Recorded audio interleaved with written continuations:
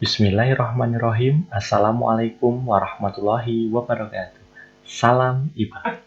Kembali lagi dalam video pembelajaran IPA. Kali ini kita akan bahas materi IPA SMP kelas 9, bab yang kedua yaitu sistem perkembangbiakan tumbuhan dan hewan. Sudah siap belajar? Jangan lupa cuci tangan sebelum belajar. Mari kita jaga diri dari COVID-19.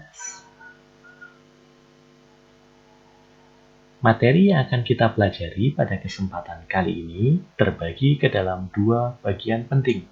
Yang pertama adalah sistem perkembangbiakan pada tumbuhan, bagian yang kedua adalah sistem perkembangbiakan pada hewan. Namun, dalam video kali ini kita akan fokus pada materi yang pertama, yaitu sistem perkembangbiakan tumbuhan. Pada bagian ini ada 4 subtopik yang akan kita pelajari.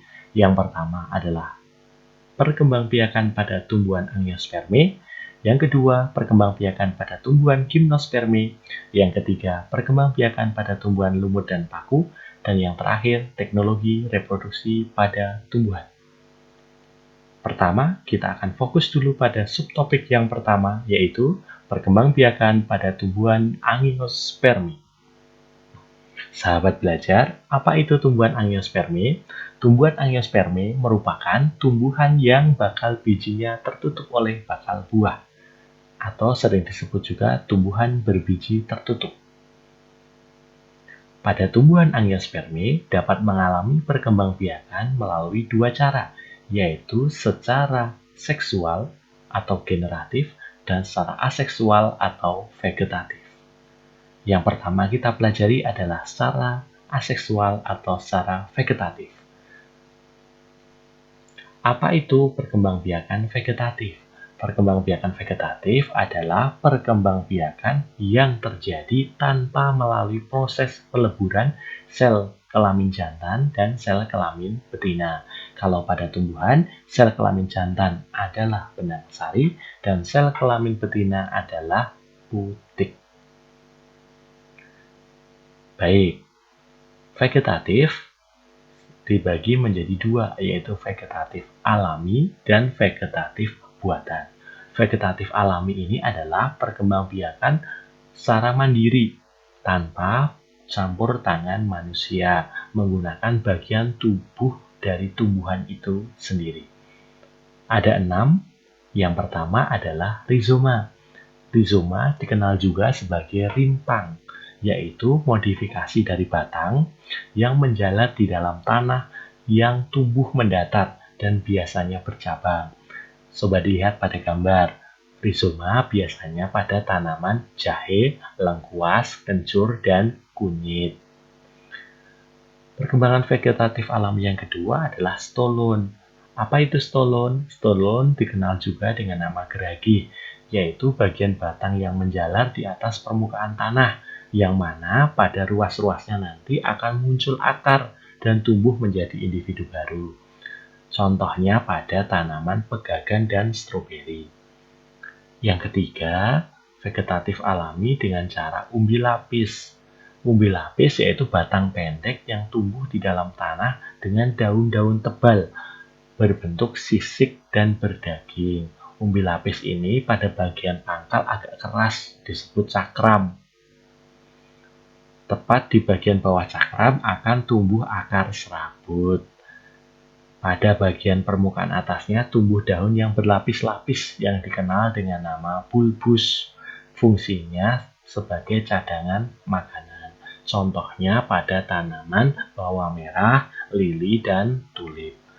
Perkembangbiakan vegetatif alami yang ketiga adalah umbi batang. Umbi batang merupakan bagian batang yang tumbuh di dalam tanah dan ujungnya menggembung yang berisi cadangan makanan. Contohnya pada tanaman kentang. Cara vegetatif alami selanjutnya adalah tunas.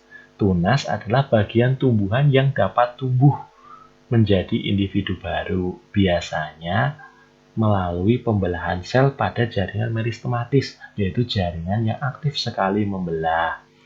Letaknya di mana? Biasanya di ujung batang, ketiak daun, dan ruas-ruas batang. Contoh tanaman yang berkembang biak dengan cara bertunas adalah tanaman pisang.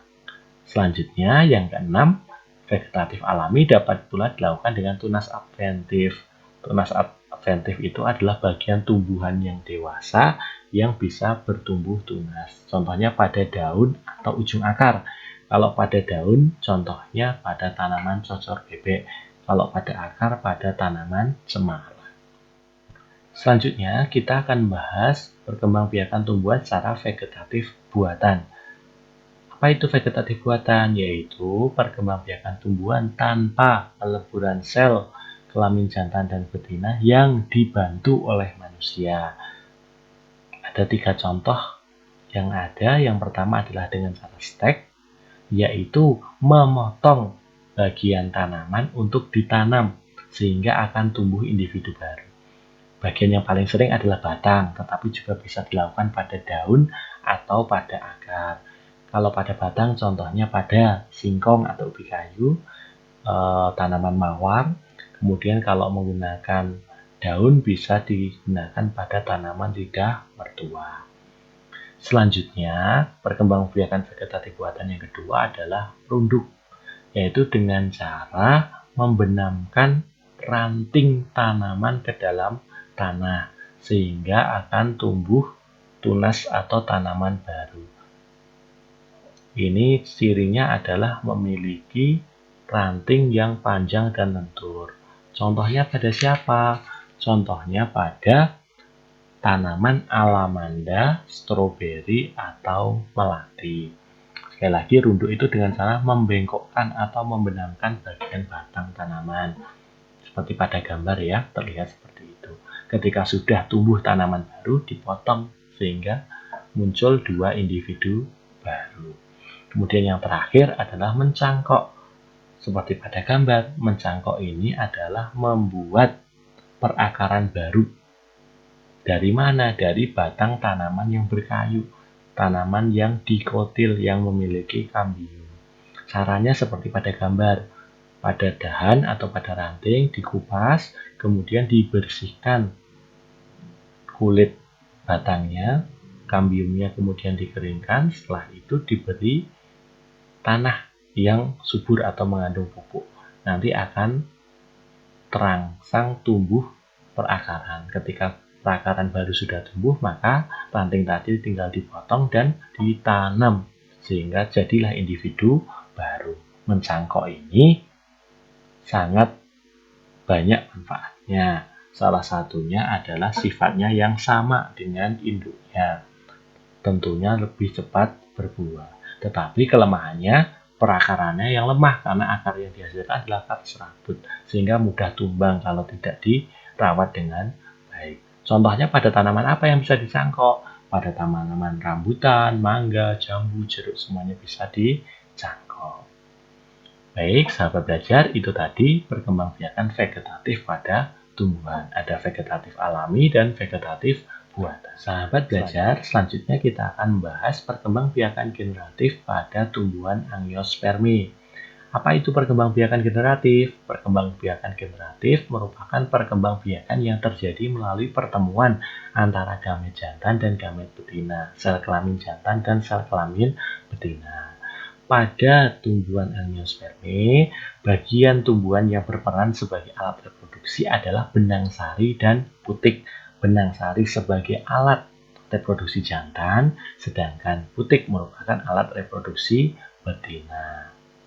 Karena ada alat kelamin jantan dan betina, maka akan memungkinkan yang namanya fertilisasi atau pembuahan.